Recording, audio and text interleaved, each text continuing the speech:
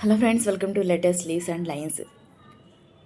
దక్షయ్య నేమ్ను గ్రేప్స్ వేస్తూ రాయమని అడిగారు. నేను అలాగే రాస్తున్నా.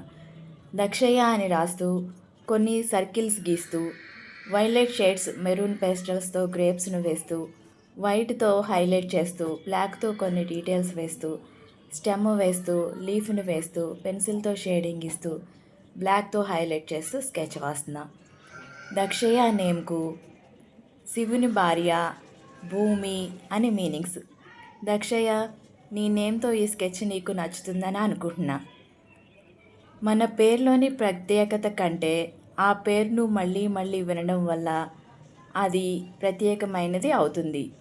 మనం ఈ భూమి మీదకి రాగానే మనకు కలిగే తొలి ఆస్తి కూడా మన పేరే.